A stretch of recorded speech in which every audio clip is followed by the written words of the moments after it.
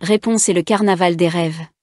Éclairé par les premiers rayons du soleil, réponse s'endormit, le cœur rempli de rêves.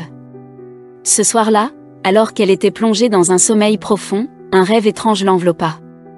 Elle se retrouvait dans un carnaval suspendu dans les nuages, un lieu où tout scintillait de lumière et de musique. Les couleurs dansaient autour d'elle comme des étoiles filantes. Dans son rêve, elle murmura avec émerveillement « Où suis-je? Qu'est-ce que c'est? C'est magique. » Une voix mystérieuse s'éleva alors, l'appelant. Viens, réponse. Le carnaval des rêves t'attend. À son réveil, un objet scintillant attira son attention, une plume d'argent posée délicatement sur son oreiller. Intriguée, Réponse observa la plume dans sa paume, le soleil levant imprimant d'or son éclat. Tout en se levant, Pascal, son fidèle caméléon, émettait un léger couinement curieux, scrutant l'objet mystérieux. « Oh! Qu'est-ce que c'est, une plume d'argent » s'exclama-t-elle, la détermination s'invitant dans sa voix. « Oh! Il faut absolument que j'y retourne. » Elle savait qu'elle devait découvrir le mystère qui l'attendait.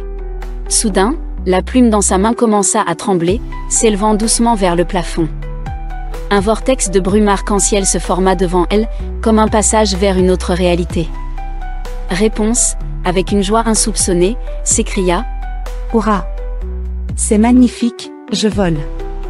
C'est bien réel. » Elle traversa le vortex et fut engloutie par des nuages de couleurs chatoyantes, flottant au cœur d'un ciel extraordinaire où montgolfières féeriques et étoiles filantes s'entremêlaient autour d'elle.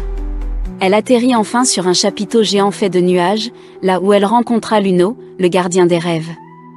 Avec sa cape étoilée et son chapeau haut de forme, il lui offrit un sourire doux, baigné par une pluie de confettis. Tous les enfants oublient leurs rêves, et le carnaval commence à s'effacer aussi malheureusement, dit-il avec tristesse. La passion lumineuse dans les yeux de Réponse brillait intensément tandis qu'elle lui répondit, pleine de détermination. « Ne vous inquiétez pas, je vais faire tout mon possible pour les aider à se souvenir. » Luno prit la main de Réponse et la conduisit à travers le carnaval, l'emmenant vers un manège magique. Au sommet d'une plateforme, des souvenirs d'enfance flottaient autour d'eux. Réponse aperçut la petite fille qu'elle avait été, portant une robe de lumière, en train de danser avec la lune. « J'ai toujours rêvé de danser avec la lune, comme elle. » murmura la petite Réponse. Émue, les souvenirs autour d'eux scintillaient, révélant la profondeur des rêves d'innocence et de bonheur. « C'est donc là que tout a commencé alors. » réalisa Réponse. Mais bientôt, un ombre menaçante troubla la magie du carnaval. Morneau, le voleur de rêves, s'éveilla. Sa silhouette sombre, enchevêtrée dans une cape de fumée, s'avança, déclarant d'une voix grave « C'est moi Morneau, je me nourris des rêves de l'oubli. » Réponse fit face à cet adversaire redouté. « Alors je t'arrêterai avec l'espoir que les rêves reviennent comme avant. » affirma-t-elle avec courage, ses souvenirs se rassemblant derrière elle. Lorsqu'elle appela à l'aide les rêves du monde entier, une parade de lumière et de rire se forma autour d'elle, illuminant l'obscurité qui menaçait. « Partageons nos rêves tous ensemble mes amis, pour qu'ils brillent encore plus fort. » cria Réponse, galvanisant la force des cœurs unis. La bataille entre lumière et ombre commença, Réponse affrontant Morneau. « Les rêves ne sont jamais éternels, elles disparaissent toujours. » ricana Morneau. Mais, pleine de conviction et de mémoire, Réponse répliqua « Oui mais c'est seulement lorsqu'on croit vraiment en eux. » L'énergie de l'espoir émana autour d'elle, repoussant l'ombre et dissipant la menace. Avec la victoire de Réponse, Morneau fut finalement vaincu, dissipé dans les larmes de lumière. Le carnaval resplendissait, vibrant de vie et d'émotion, chaque rêve renaissant grâce à la force de l'espoir. « Oh merci Réponse, c'est grâce à toi que le rêve renaît. » dit Luno, visiblement enchanté. Réponse hocha la tête, la lumière inondant son être. « Il suffit tout simplement d'y croire pour le voir, Luno. » répondit-elle, son cœur gonflé de joie. Finalement, Réponse se réveilla, la plume d'argent toujours serrée dans sa main. À ses côtés, une étoile flottante brillait doucement près de son oreiller, comme un souvenir tangible de son aventure magique. Avec un sourire, elle murmura « Oh! C'est magnifique. Ce n'était pas un rêve. C'était un souvenir merveilleux et à la fois magique. L'éclat de l'étoile et la plume scintillante promettaient que les rêves, tant qu'on y croyait, ne s'éteindraient jamais. Réponse contre le dragon de verre. Un froid étrange envahit le royaume enchanté. Une tempête de cristal balaie les forêts, transformant chaque feuille, chaque brin d'herbe en glace étincelante. Réponse, drapé dans sa cape argentée, lève les yeux vers le ciel tourbillonnant. À ses côtés, Grimaud, le grimoire volant, frémit de peur. Ce n'est pas une tempête ordinaire. Réponse. C'est l'œuvre du dragon de verre. Murmure-t-il. Réponse serre les poings, ses cheveux dorés émettant une faible lueur. Alors, il est temps d'y mettre un terme. Du sommet des monts de givre, une ombre majestueuse se détache. Le dragon de verre déploie ses ailes translucides, chaque battement projetant des éclats de glace comme des éclairs. Sa voix résonne, glaciale et creuse. Quitte ces terres, gardienne. Où tu vas rejoindre mes statues éternelles. Réponse, immobile sur un promontoire rocheux, ne fléchit pas. Elle sent la chaleur de sa lumière intérieure irradier contre le froid. Je ne crains pas le froid. Je suis la lumière. Le combat éclate comme une danse mortelle. Le dragon de verre souffle des rafales givrantes, transformant l'air en lame de cristal. Réponse esquive, ses cheveux s'enroulant en un bouclier doré qui repousse les attaques. Grimaud vole en cercles inquiets, criant « Attention, réponse. Un seul soufflet. » Mais elle n'écoute plus. Elle fixe la poitrine du dragon, où scintille faiblement un cœur de cristal. Je dois trouver son cœur, c'est là que se cache la vérité. Soudain, un moment de grâce suspend le temps. Réponse perçoit une faille dans les yeux du dragon, une lueur de souffrance derrière la glace. Elle abaisse ses cheveux, cessant toute attaque. Ce n'est pas ton vrai visage. Montre-moi qui tu es. Le dragon hésite, ses ailes tremblantes. Une voix brisée s'échappe. Jadis, j'étais un gardien respectueux mais par la suite j'ai été brisé. Des fissures apparaissent sur son corps, révélant une lumière bleue prisonnière. Réponse s'approche, tendant la main vers son cœur de cristal.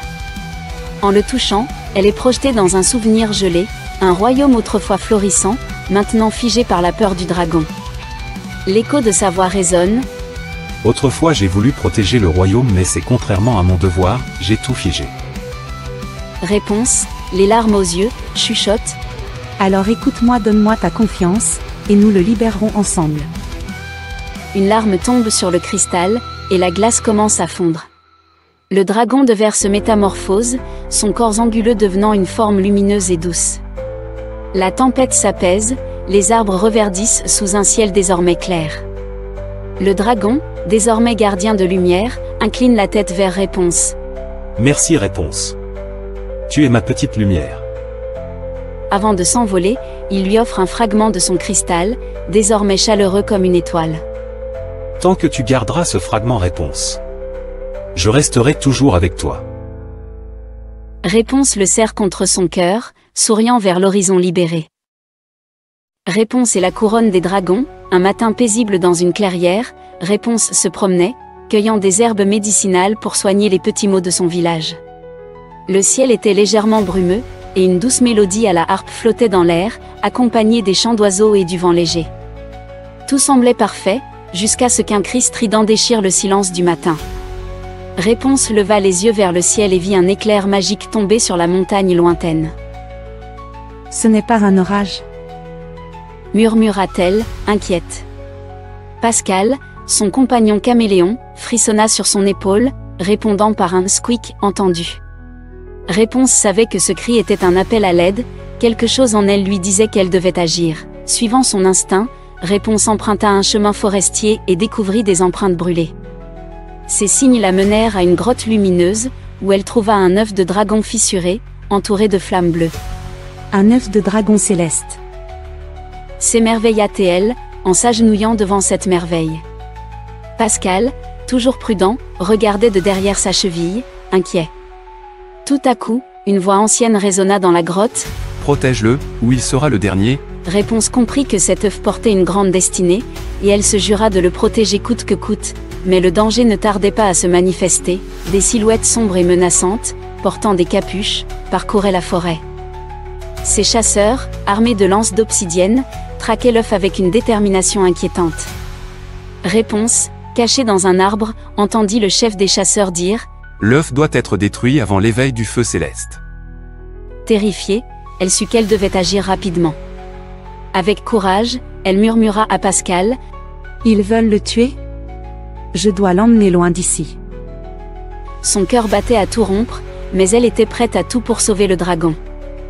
Finalement, dans un refuge secret sur une falaise, l'œuf éclos.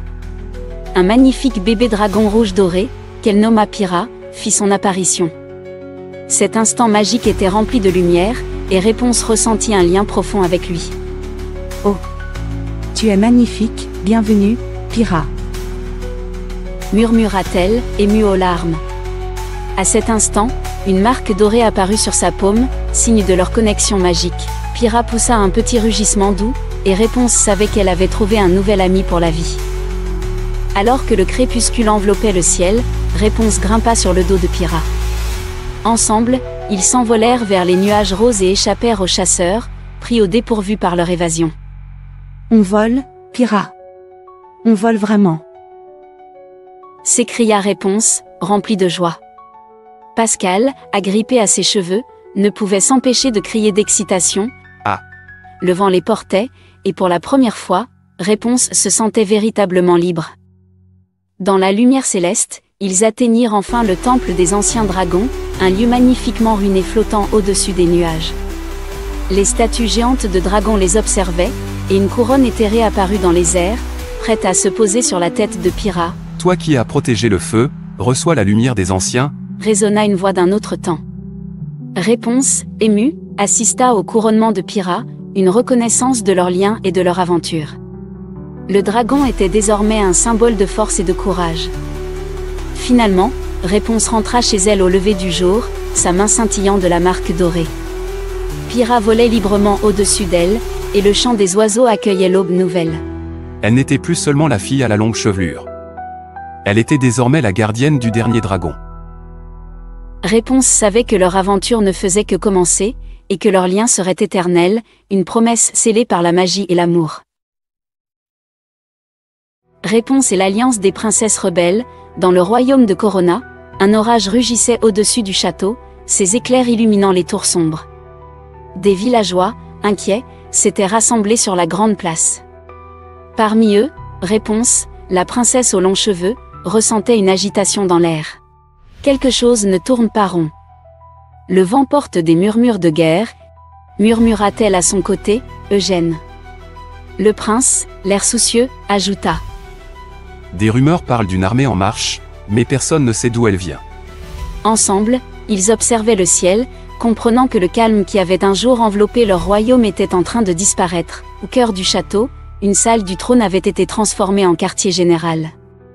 Des cartes étaient étalées sur la grande table en bois, tandis que des messagers arrivaient avec de nouvelles urgentes. Réponse, déterminée, se leva et déclara, « Il est temps de rassembler celles qui ont déjà défié le destin. » L'atmosphère était chargée d'attente, et un messager, haletant, annonça. Des réponses arrivent de tous les royaumes, Mulan, Mérida, Elsa. Elles viennent. Réponse savait que seule une alliance puissante pourrait sauver son royaume du péril imminent. Dans une clairière enchantée, les princesses se retrouvèrent, chacune portant son style distinctif, unies par un but commun. La scène était vibrante de couleurs et de diversité, avec des rires et des salutations échangées. Mulan, courageuse, prônait l'union, « Nous avons toutes combattu nos propres batailles. Ensemble, nous sommes une armée. » Elsa, le souffle glacé sous contrôle, ajouta, « Le froid peut être un allié puissant. Je suis prête. » Finalement, Réponse leva le poing et déclara. Alors formons l'alliance des princesses rebelles. Leur amitié et leur détermination brillèrent comme un phare dans l'obscurité. La nuit était tombée lorsque les princesses se préparèrent pour une infiltration audacieuse dans le camp ennemi. Revêtues d'un camouflage ingénieux, l'excitation et l'adrénaline bourdonnaient autour d'elles. Mérida, la guerrière au tir précis, glissa. « Une flèche bien placée peut changer le cours d'une guerre. » Réponse, pleine d'entrain, lui répondit. « Utilisons nos forces ensemble. » dans le calme de la nuit, elles avancèrent, prêtes à déjouer les plans des envahisseurs. La bataille finale éclata sur un vaste champ, transformé en un tableau d'épieux irisé par la magie et la bravoure. Les éclairs illuminèrent le chaos, révélant les combats chorégraphiés des princesses contre l'armée ennemie. Le froid est avec nous. Cria Elsa, invoquant ses pouvoirs. Réponse, aux prises avec des adversaires féroces, hurla avec ferveur. Pour nos royaumes et notre liberté. La force et la coordination des princesses surprirent leurs ennemis, et l'espoir renaissait lentement sur le champ de bataille. Au petit matin, alors que le soleil émergeait lentement à l'horizon, une douce lumière s'étendait sur le royaume en paix.